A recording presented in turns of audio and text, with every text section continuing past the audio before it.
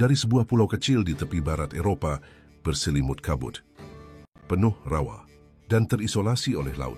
Tak ada yang menyangka, dari tanah ini akan lahir sebuah kekuatan yang kelak membentangkan pengaruhnya ke hampir setiap sudut bumi. Inggris, negeri yang bahkan luas daratannya lebih kecil dari Kalimantan, namun mampu mencetak kerajaan terbesar dalam sejarah dunia.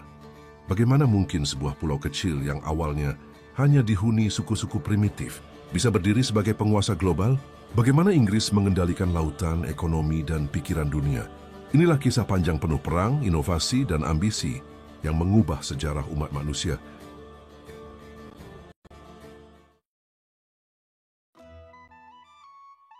Inggris bermula dari tanah liar yang dihuni bangsa Celt, lalu berubah drastis ketika Romawi datang pada abad ke-1 Masehi.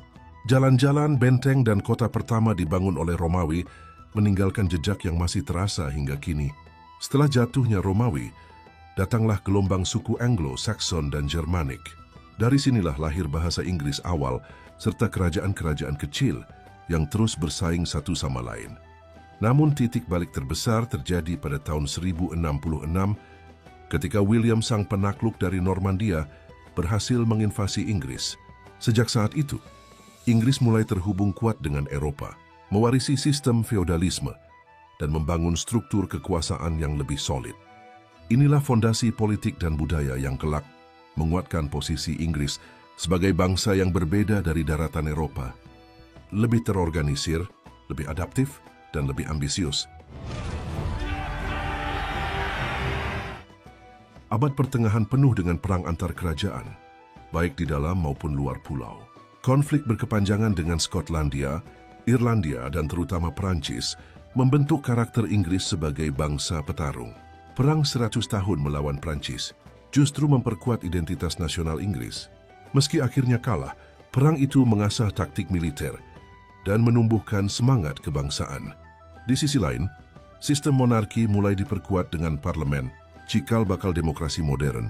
Kemenangan dan kekalahan silih berganti, tapi satu hal jelas, Inggris mulai berkembang sebagai bangsa yang melihat dirinya tidak sekadar bagian dari Eropa, melainkan kekuatan yang punya jalan sendiri.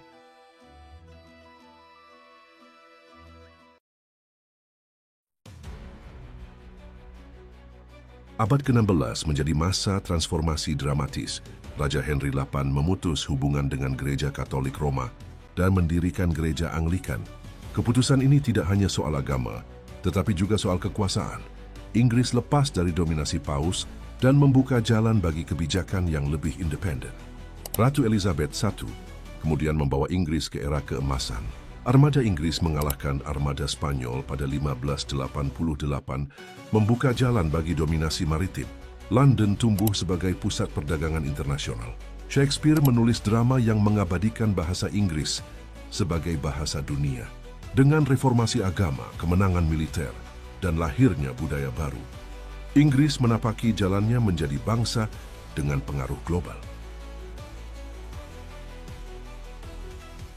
Era penjelajahan membawa Inggris keluar dari pulau kecilnya. Awalnya tertinggal dari Spanyol dan Portugis, Inggris kemudian mendirikan koloni pertama di Amerika Utara pada awal abad ke-17, termasuk Jamestown pada 1607. Perusahaan dagang seperti East India Company menjadi alat imperialisme paling efektif, menanamkan cengkeraman di India, Asia Tenggara hingga Cina. Di Karibia, Inggris membangun perkebunan gula dengan memanfaatkan perdagangan budak dari Afrika, sisi gelap kolonialisme yang hingga kini meninggalkan luka sejarah. Meski waktu itu belum sebesar Belanda dan Spanyol, Inggris punya satu kelebihan, kemampuan beradaptasi, menggunakan aliansi, perang, dan perdagangan untuk terus memperluas kekuasaannya.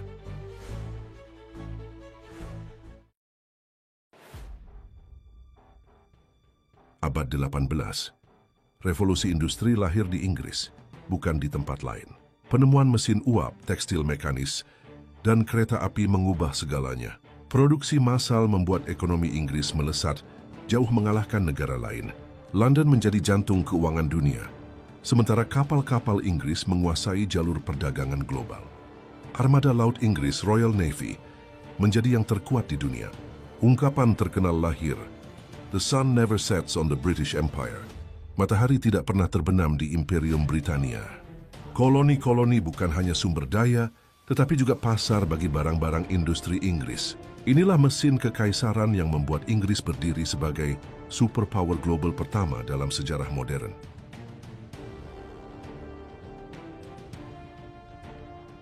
Pada abad ke-19, Inggris mencapai puncaknya. India disebut permata mahkota kekaisaran. Afrika dibagi-bagi, Australia dijadikan koloni, dan Kanada menjadi bagian dari mahkota Inggris. Dari Timur Tengah hingga Pasifik, bendera Union Jack berkibar. Imperium Inggris menguasai lebih dari seperempat daratan dunia dan hampir seperlima populasi manusia. Tidak ada kekuatan lain yang menandingi. Inggris juga menyebarkan bahasa, hukum, sistem pendidikan, dan budaya yang hingga kini masih berpengaruh. Namun di balik kejayaan itu, muncul perlawanan, pemberontakan, perang kemerdekaan, dan gerakan nasionalisme di koloni, siap menjadi bom waktu yang kelak meruntuhkan kekaisaran.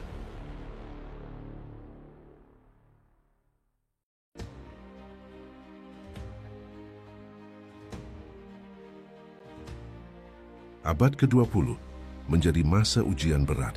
Perang Dunia I dan II menguras tenaga Inggris. Meski keluar sebagai pemenang, biaya perang sangat besar. Amerika Serikat dan Uni Soviet muncul sebagai kekuatan baru, menggantikan Inggris sebagai pemimpin dunia. India merdeka pada 1947, disusul banyak koloni lain di Asia dan Afrika. Imperium yang dulu dikdaya kini runtuh. Inggris tidak lagi jadi penguasa global, tapi bertransformasi menjadi negara modern dengan pengaruh kultural yang tetap besar. Bahasa Inggris, sistem hukum, dan warisan kolonial menjadi jejak abadi dari kekuasaan mereka di masa lalu. Hari ini, Inggris bukan lagi imperium dunia, tetapi pengaruhnya masih terasa. Bahasa Inggris menjadi lingua franca global. Sistem demokrasi parlementer diadopsi di berbagai negara. Hukum common law masih jadi dasar di banyak sistem hukum. Dari sepak bola,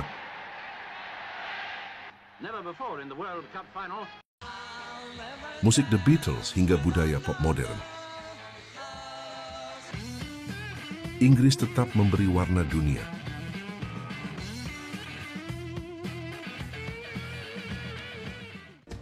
Bahkan bekas koloni mereka seperti Amerika Serikat, Kanada, Australia, dan India kini menjadi pemain penting di panggung global.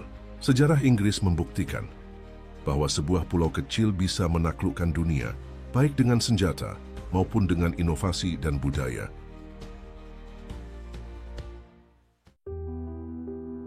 Itulah kisah bagaimana Inggris dari pulau kecil berkabut bisa berdiri sebagai penguasa dunia.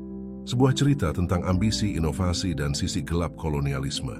Pada akhirnya, sejarah Inggris bukan hanya sejarah sebuah bangsa, tetapi sejarah dunia itu sendiri.